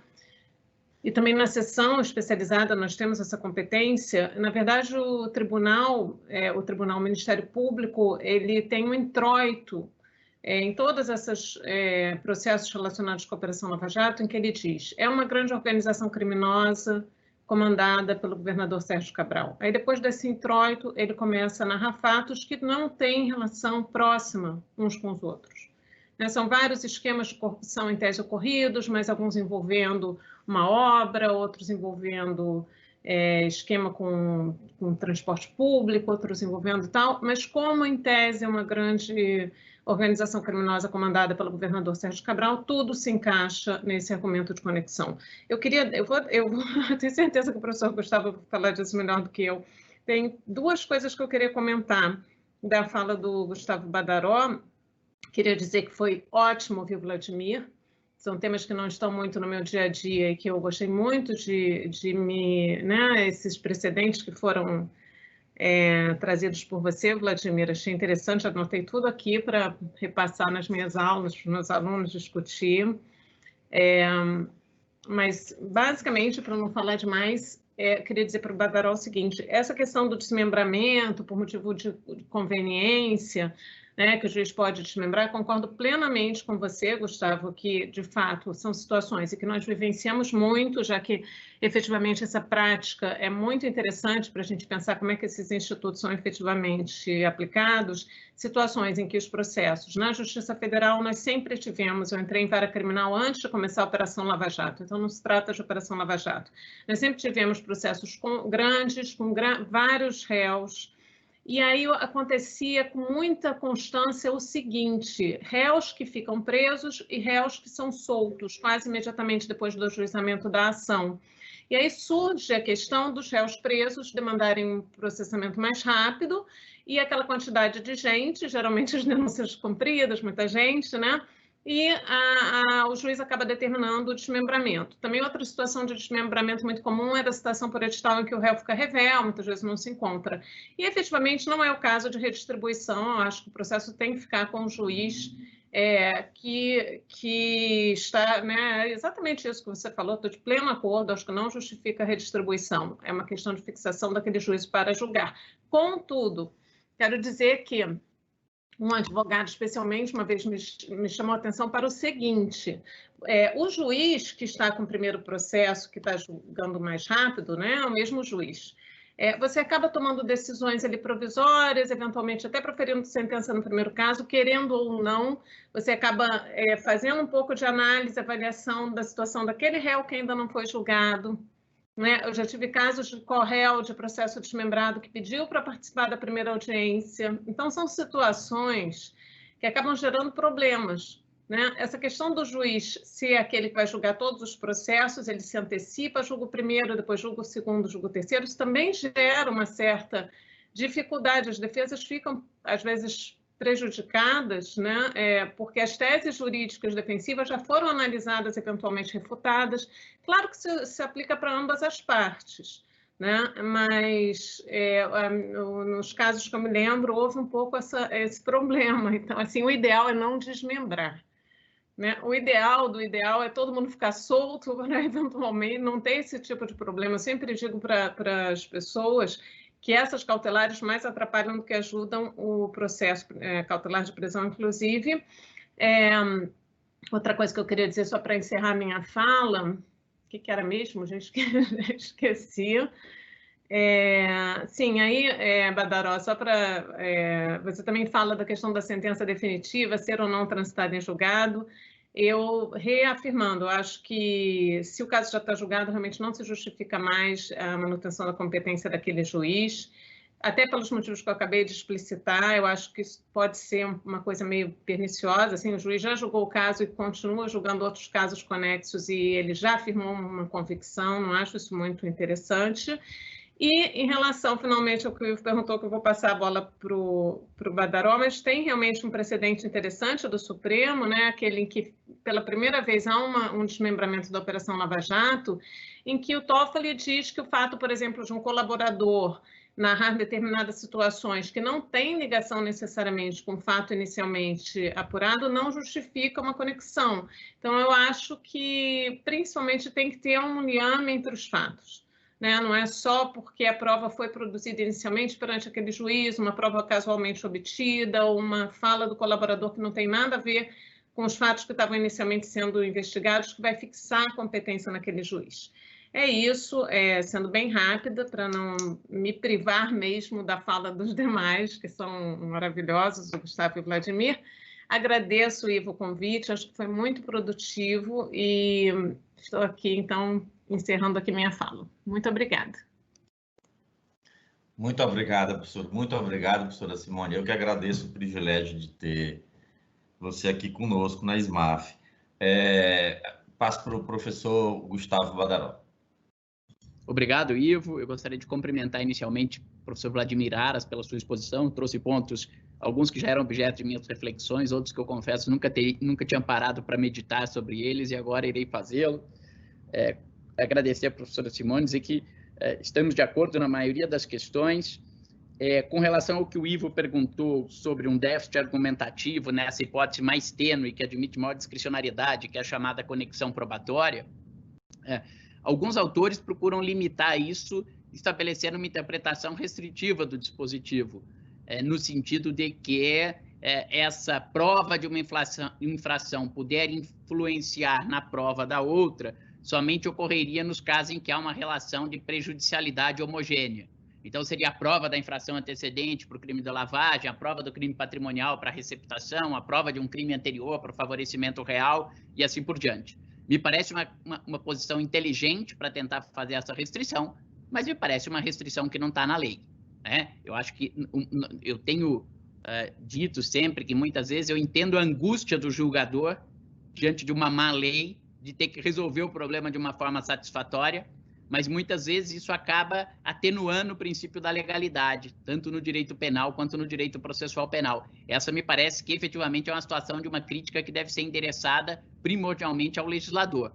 Mas concordo com o Ivo que deveria haver, fora desses casos, em que aí me parece fácil, do ponto de vista argumentativo, demonstrar a influência de uma na outra, nas demais situações, alguns cuidados maiores para essa prova. Uma delas, que desde plano eu já digo que não me parece que há, é exatamente essa situação em que se invoca a conexão probatória, justamente para modificar a competência, mas pede que o processo tramite em separado. Ora, se os processos podem tramitar em separado, não há necessidade, ou está aí o reconhecimento da ausência de influência. E aqui, sendo muito rapidamente, há um livro de um professor italiano chamado Daniele Bielli, escrito sob a ótica do Código de 30, em que ele aponta um terceiro fator da conexão que é fundamental. Normalmente, quando nós pensamos na conexão, nós invocamos dois fatores: a economia processual, evitar desperdício de atividade em geral probatória, e pensamos em evitar decisões conflitantes, que pode ser o pior: eu desperdiço atividade e ainda chego a resultados distintos. Mas Bielli aponta um aspecto fundamental que ele diz: a conexão e a reunião dos processos permite um inteiro acertamento do fato penal. Isto é, dá ao julgador uma visão de conjunto sobre todo o acontecimento penal que ele precisa julgar. E isso é muito importante. Então, nesse caso, acho que é necessário que haja um esforço argumentativo de demonstrar por que é importante para o juiz que ele tenha uma visão conjunta daqueles dois crimes, ou o que seria o reverso da medalha, o que uma visão separada daqueles fatores pode comprometer a qualidade da prestação jurisdicional do ponto de vista de uma correta reconstrução histórica dos fatos. Então, esses me parecem alguns fatores de delimitação. Vladimir, eu concordo no que você disse sobre a justiça eleitoral e tenho dito até numa posição contrária, e aqui reafirmo o que eu disse sobre os critérios de conexão e competência não poderem mudar critérios constitucionais. Mas a conclusão que eu chego aqui é diferente em relação à justiça eleitoral e à justiça federal. Por coerência, e como a Constituição não estabelece que a Justiça Federal tem competência para julgar, além dos crimes do artigo 109, os delitos conexos, hoje a única solução que me parece que respeita a Constituição é a separação dos processos. Aliás, você bem lembrou do ponto de vista histórico que na época do Código não havia Justiça Federal e também não havia Justiça Eleitoral. Por isso que o 79 diz que o efeito da conexão é a reunião dos processos, salvo da Justiça Comum com a militar, que era a única especial com competência criminal na época, e da Justiça de Menores, que é uma tradução desnecessária de um dispositivo do Código de Processo Penal italiano, porque a nossa Justiça de Menores nunca foi penal. Mas se nós formos para a Justiça Eleitoral, todas as constituições que trataram da competência da Justiça Eleitoral até a de 69, o 119.7 da Constituição de 46, 137 da Constituição de 67, 137.7 da Constituição de 69, todos eles diziam que competia à Justiça Eleitoral o processo de julgamento dos crimes eleitorais e os que lhe forem conexos. E é por isso que o Código Eleitoral estabelece no 35.2 a competência para julgar os crimes eleitorais e os comuns que lhe forem conexos. Aqui era a própria Constituição que dava a possibilidade da Justiça Eleitoral julgar crimes conexos. A Constituição de 88 não repete essa regra, né? Limitando-se a prever no artigo 121 que lei complementar disporá sobre a organização e competência dos tribunais, do juiz de direito e das juntas eleitorais. Portanto, em tese, a Constituição de 88 disse, olha, é a competência que a lei eleitoral lhe atribuir. Então, a mim aqui, o problema não é nem se é justiça especial ou não. Aqui me parece que a competência da Justiça Federal é só a federal, não deveria ser-lo. Se eu pudesse escolher, eu colocaria no 109 julgar aqueles crimes e os outros que lhe forem conexos, justamente para permitir esse acertamento unitário do fato. Mas hoje não vejo problema em passar os crimes da competência da Justiça Comum estadual, porque a competência da Justiça Comum estadual é residual, não é constitucional.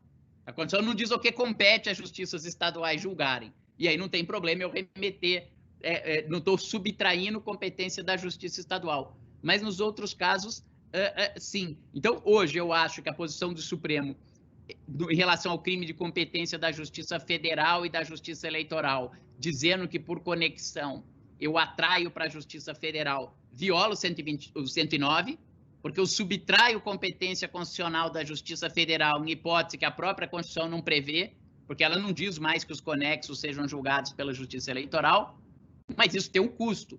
Um custo é que o necessário seria a separação dos processos, né? Que é a lógica dos 79, incisos 1 e 2. Separa os processos, o que é federal fica na federal e o que é eleitoral vai para a Justiça Eleitoral. A mesma lógica, o que é militar vai para a Justiça Militar, o que é federal fica na federal, né? E assim por diante. Mas só completo dizendo que esse não me parece um bom sistema, né? Até porque a lógica que previa o código quando separava da justiça militar e a lógica que vem do modelo italiano é que lá o estatuto da magistratura não era único e essas justiças tinham peculiaridades que levavam à não aplicação conjunta do mesmo fato.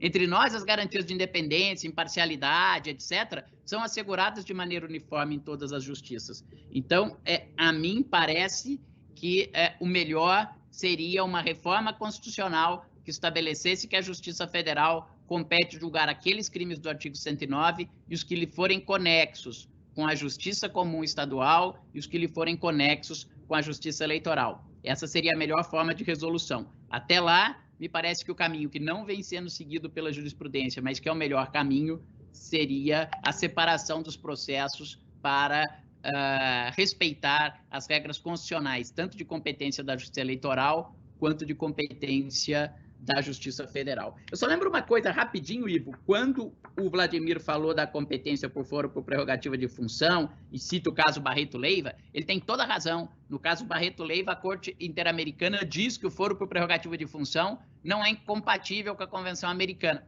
mas ela estabelece quais são as características que aquele foro por prerrogativa de função tem que ter. E ela prevê um juízo amplo recursal sobre a matéria de fato e de direito. E diz que, para isso, os órgãos da Corte Superior que julgaram, vamos dizer assim, numa primeira oportunidade o feito, tem que ser diferente dos órgãos da mesma Corte, estabelece uma competência não por grau hierárquico, mas horizontal, que vão rever. E, nesse ponto, o nosso sistema não respeitaria a Convenção Americana.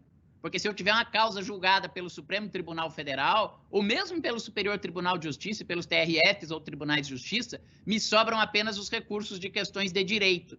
E esses recursos de questões de direito não cumprem a exigência do artigo 8.2H da Convenção Americana. Não são recursos amplos. Portanto, sim, a Convenção Americana admite o foro por prerrogativa de função, mas estabelece determinados mecanismos de compensação. Nesse caso, o Brasil, me parece que seria condenado perante a Corte Interamericana num caso em que alguém seja julgado pelo STJ e só tenha recurso extraordinário, ou pelos TJs e tribunais regionais federais e só tenha recurso especial extraordinário, e principalmente perante o Supremo Tribunal Federal, e que só tem uns limitadíssimos embargos infringentes, mas que não é para outro órgão fracionário do mesmo tribunal, e sim para uma competência do mesmo tribunal. Eram essas as minhas observações e também me coloco aqui à disposição para mais esclarecimentos e peço desculpa, Ivo, por ter aqui me alongado nesse meu tempo. Não, imagina, professor Gustavo, muito obrigado. Professor Vladimir, nós tivemos umas alterações também recentes, tanto legislativas quanto na jurisprudência do Supremo, no que diz respeito à competência da Justiça Militar e alterações de competência trazidas pela conhecida como lei anticrime. Se o senhor pudesse abordá-las. Claro, Ivo, muito obrigado. Eu gostaria primeiro de comentar o que o professor Badaró acabou de dizer. Eu concordo inteiramente com a conclusão dele. Inclusive, na época, professor Badaró, antes da decisão do Supremo Tribunal Federal sobre o tema da conexão eleitoral comum, eu escrevi um artigo no Jota em que eu defendo exatamente esse ponto de vista de que os crimes eleitorais deveriam ser separados pela mesma lógica dos crimes militares, e lembrei também esse aspecto histórico, né? Esse aspecto histórico é relevante, creio, na interpretação. Então, num cenário ideal, talvez a Justiça Eleitoral não deveria ter sequer competência penal, mas no cenário ideal, talvez nunca conseguiremos chegar a esse cenário ideal. Muito bem, quanto ao tema da decisão em Barreto-Leiva, eu acho também bastante importante lembrar esse aspecto que foi trazido pelo professor Badaró, sobre as garantias que devem ser asseguradas aí na perspectiva do duplo grau, e nos lembra também a discussão sobre, nessa mesma linha de direito ao duplo grau, que é trazida no caso Mohamed contra a Argentina, né? Então, é aquela situação em que alguém é absolvido em primeira instância e condenado em segunda instância. Talvez nós precisamos de um ajuste no nosso sistema processual, especialmente do ponto de vista recursal aqui, para equilibrar essas garantias. Muito bem, quanto à pergunta que o doutor Ivo nos traz sobre a questão da justiça militar, é um ponto também no qual nós vemos uma relação muito forte com a jurisprudência interamericana, que tem sido contrária a qualquer forma de expansão da justiça militar, especialmente nos países em que a justiça militar pode julgar civis. E, para que todos lembrem, no Brasil nós temos duas justiças militares, uma julga civis, a outra não. A Justiça Militar Estadual não julga civis, só julga os policiais militares e os bombeiros militares, e a Justiça Militar da União, sim, pode julgar civis. No entanto, houve sucessivamente duas alterações em 2017 e 2018, que na legislação atinente à competência da Justiça Militar, e a de 2018 especificamente relacionada à Justiça Militar da União, que restringiram um pouco ou procuraram mitigar, de algum modo, esse problema do julgamento de civis pela Justiça Militar da União. Mas é preciso antes lembrar que a expansão tendo se dado em 2017, essa expansão aconteceu em função da mudança do artigo 9º do Código Penal Militar em relação aos crimes militares impróprios. Essa alteração acabou permitindo que a Justiça Militar, tanto estadual quanto a da União, pudessem abraçar também crimes previstos na legislação extravagante. Então, só para a gente pensar num caso concreto, lembremos da Operação Mar Aberto, um caso de 1999, no qual a Justiça Federal do Rio de Janeiro julgou um caso de tráfico internacional de drogas cometido por militares que levavam cocaína para a Itália, se não me falha a memória, no Hércules C-130, e esse caso, embora praticado por militares usando a aeronave militar, ficou na competência da Justiça Federal. Agora, diante dessa nova lei de 2017, que mexe no inciso 2º do artigo 9º do Código Penal Militar, de 1969, isso continuaria a ser possível? Eu creio que não. Eu creio que a essa altura nós teríamos, sim, a competência da Justiça Militar da União para julgar, por exemplo, aquele caso bem recente envolvendo um dos aviões de serviço que presta assistência à Presidência da República, uma aeronave que, rumando para a Europa, pousou na Espanha, em Sevilha, se não me equivoco, e ali se constatou que um dos militares levava também uma carga de cocaína. Além dos temas de jurisdição aí muito interessantes, jurisdição espanhola e jurisdição brasileira, nós temos, e talvez um bis in idem, né, professor Badaró? Talvez um bis in idem aí no julgamento desse indivíduo perante a Espanha, bis in idem internacional, e perante a justiça brasileira. A competência aqui para nós, segundo esta lei de 2017, passaria a ser, sim, da competência da Justiça Militar da União. Quanto ao tema dos civis, o tema dos civis, como eu disse, acabou sendo enfrentado pelos defensores dessa expansão da competência da Justiça Militar da União, com uma alteração que foi feita em 2018. E só para ficar bem claro a importância disso, é que a maior crítica que se tem feito, além de outros aspectos, a essa expansão é justamente a sua incompatibilidade com precedentes do sistema interamericano, sobretudo o caso do Peru, na época da luta contra o terrorismo lá, na época do enfrentamento do Sendero Luminoso, e também outros países da nossa região. Tá? E se coloca também naquela circunstância de se distinguir muito claramente o que é uma justiça marcial, né, uma corte marcial, do que é um sistema judiciário ordinário, que é composto por juízes togados, concursados, etc., que tem outras estruturas institucionais com arranjo institucional mais firme e seguro.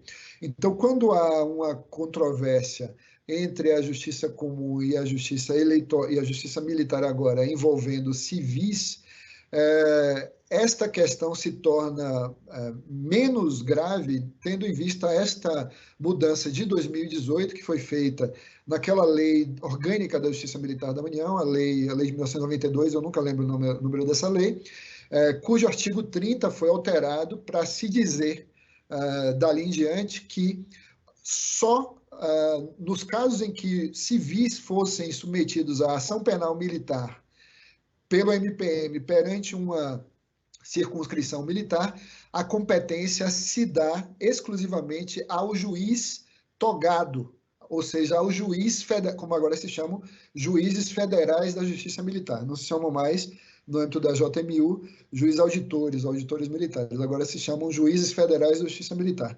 Então, monocraticamente, o juiz federal militar julgará esses civis. Porém, o problema continua na medida em que o recurso segue sendo enviado a um tribunal, o Superior Tribunal Militar, na segunda instância, e nesse tribunal o julgamento se dará tanto pelos juízes, os ministros militares, quanto pelos ministros civis.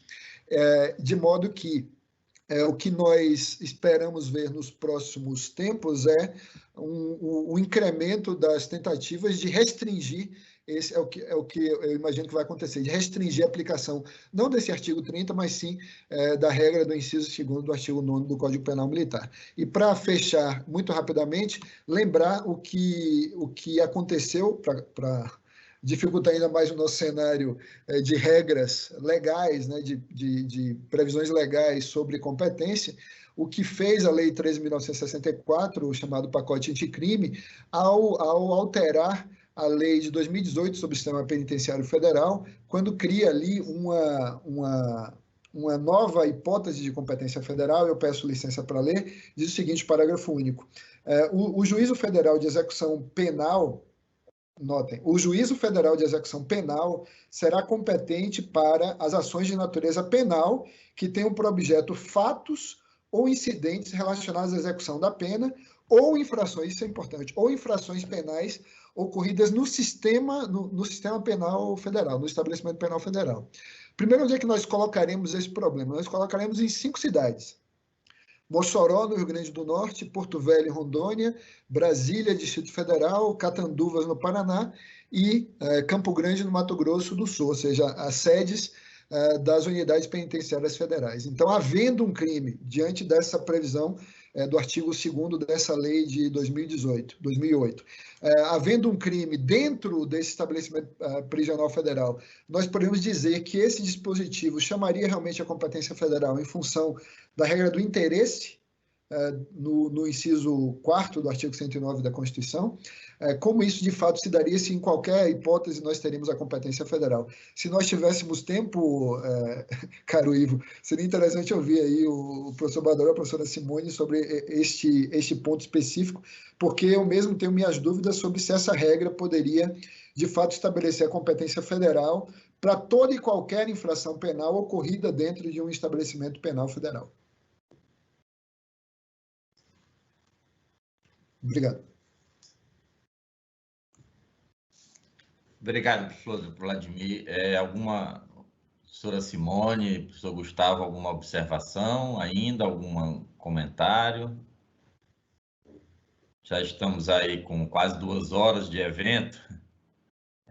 Só rapidamente, Ivo, em relação a isso que o Vladimir falou, me parece que essa regra ela só pode ser interpretada da competência da Justiça Federal para crimes cometidos dentro do sistema penitenciário à luz do 109, que me parece que é a posição do Vladimir. Então, é claro, por exemplo, se eu ofender um funcionário público federal no exercício da função dele, que está lá de agente penitenciário ou alguma coisa, eu posso dizer, essa é uma hipótese do 109.4, e sendo uma hipótese de competência da Justiça Federal, ocorrido dentro do presídio, a competência é federal e no âmbito territorial.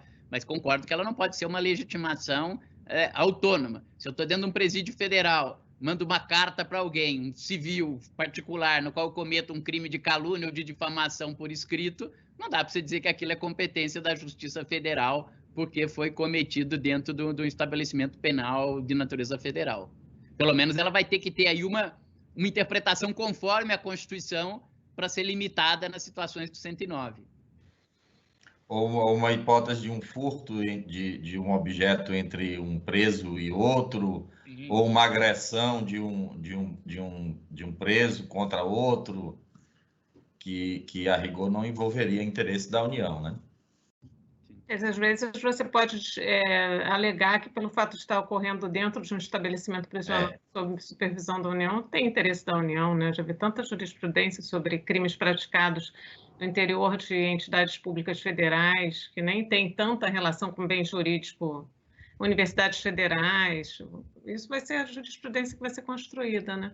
Na verdade, eu tinha esquecido de falar de duas coisas, o evento está acabando. Eu fiquei com uma certa perplexidade com essa mudança da jurisprudência novamente para atribuir ações penais originárias ao plenário. Não compreendi a lógica disso, pena que não lembrei de falar, porque eu queria ouvir os outros, o Gustavo e o Vladimir, porque justamente restringe ainda mais uma possibilidade de recurso para outro órgão de jurisdição, né? Pelo menos quando a competência era das turmas, um habeas corpus, uma discussão que você queira travar, você poderia remeter para o plenário, né? Enfim, poderia, ou os embargos infringentes. Eu acho que o Supremo andou mal nessa mudança. Enfim, não sei o que aconteceu ali, mas...